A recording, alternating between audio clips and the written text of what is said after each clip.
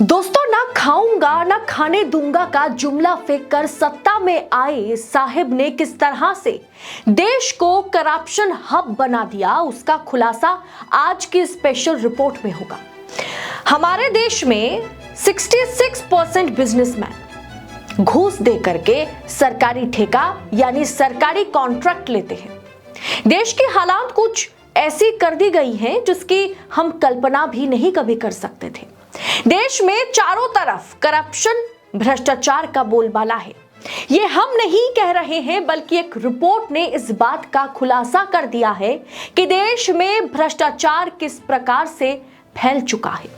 Local circle की एक report ने, इस सर्वे रिपोर्ट ने सरकार के खोखले दावों की पोल खोल के रख दी।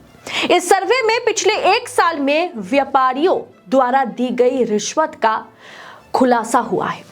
इस रिपोर्ट में कहा गया है कि देश में 66% बिजनेसमैन, व्यापारियों ने कहा है कि उन्हें अपना काम करवाने के लिए अलग अलग सरकारी विभागों में, अलग अलग सरकारी सेक्टर्स में पैसा खिलाने पड़े, रिश्वत देनी पड़ी।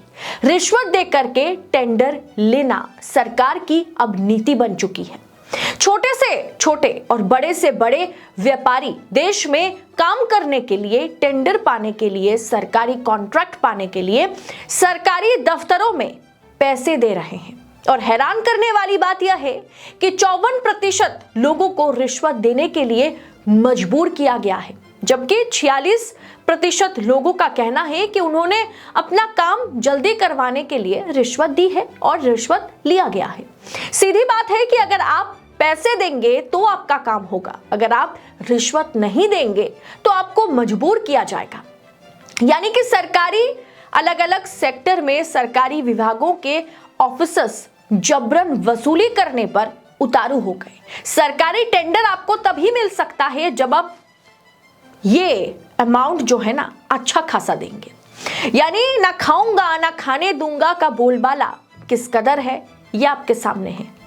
प्रधानमंत्री नरेंद्र मोदी ने पिछले 10 सालों में देश की हालात ऐसी कर दी है कि विकास सिर्फ मोदी मीडिया के न्यूज स्टूडियो में ही नजर आता है और भ्रष्टाचार पर बात तक नहीं की जाती।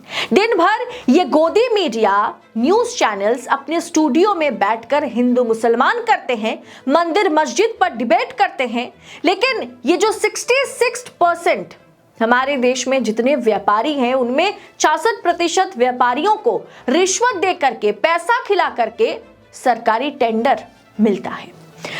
इस पर कहीं पर भी कोई डिबेट शो नहीं होता। रात रात भर लोगों को ये बड़े बड़े मीडिया हाउस के बड़े बड़े एंकर बताते हैं कि साहिब कैसे 18-18 घंटे काम करते हैं और सरकार की तारीफ में कसीदे पढ़ने से ये थकते नहीं हैं। लेकिन जनता के मुद्दों पर चर्चा गोदी मीडिया में नहीं हो पाती। ना ही बेरोजगारी, ना ही महंगाई पर बात होती है और ना ही तीसरा सबसे बड़ा मुद्दा करप्शन, भ्रष्टाचार पर बात की जाती है। आज का युवा देश में कैसे हताश हो चुका है, महंगाई और बेरोजगारी की मार झेल रहे हैं, इस पर बात नहीं होती। भ्रष्टाचार तो साहिब के लिए पहले ही खत्म हो चुका एक मुद्दा है। जैसे ही वो 2024 में सत्ता में आ गए, वैसे ही भ्रष्टाचार का मुद्दा ही खत्म है, क्योंकि पिछले 10 सालों से भ्रष्टाचार हुआ ही नहीं है। तो उम्मीद मत करना कि ये मोदी मीडिया या गोदी मीडिया इस पर आपको खबर दिखाएगा। तो अब रिपोर्ट पर आते हैं, क्योंकि रिपोर्ट और ऐसी तमाम खबरों की सच्चाई सिर्फ और सिर्फ इंडिपेंडेंट मीडिया प्लेटफॉर्म पर ही आपको मिलेगा।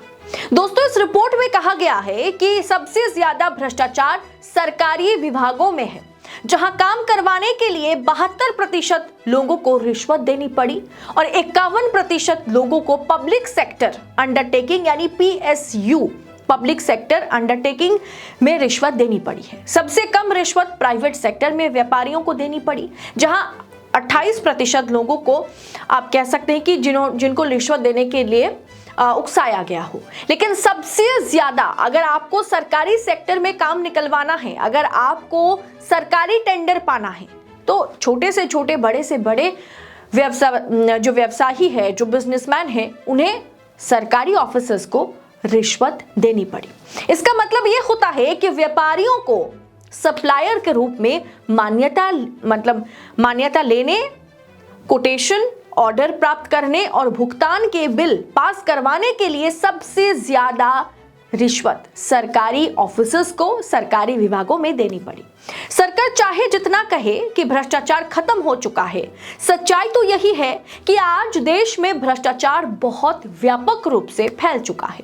भले ही मोदी मीडिया में इस बात का जिक्र ना हो, डिबेट ना हो, हिंदू मुस्लिम ही डिबेट का मुद्दा बने, हो सकता है कि अगर इतने बड़े स्तर पर रिश्वतखोरी चल रही है, अगर व्यापारियों से पैसे वसूले जा रहे हैं, यानी 62 से 72% व्यापारियों को लगभग हर साल सरकारी ऑफिसर्स को सरकारी दफ्तरों में, सरकारी विभागों में टेंडर पाने के लिए, कॉन्ट्रैक्ट पाने के लिए पैसा खिलाना पड़ रहा है, तो ऐसा हो नहीं सकता कि सरकार इसके बारे में जानती नहीं है। कहीं ना कहीं इसमें सरकार की भी रजामंदी से ये सब कुछ हो रही होगी।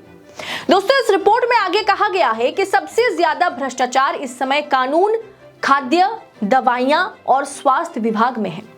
लोकल सर्किल की इस रिपोर्ट के मुताबिक कानून, खाद्य, दवाइयां, हेल्थ विभाग में रिश्वतखोरी का 75% हिस्सा जाता है। ये ऐसे विभाग हैं जहां व्यापारी सबसे ज्यादा रिश्वत दे रहे हैं। ये बात हमने पहले भी आपको बताई थी कि किस प्रकार से पैसा लेकर के, पैसों के बदले नकली दवाइयों को बनाने और बेचने की इजाजत दी जाती है। फेक मेडिसिन कैसे धड़ल्ले से बाजार में बिक रही है और सरकार के नाक के नीचे सब कुछ हो रहा है, पर सरकार खामोश है। यहां तक कि जो दवाइयां सरकारी जांच में फेल हो गई थी, वैसे कुल 52 कंपनियां थी जिनकी दवाइयां क्वालिटी टेस्ट में फेल हो चुकी थी।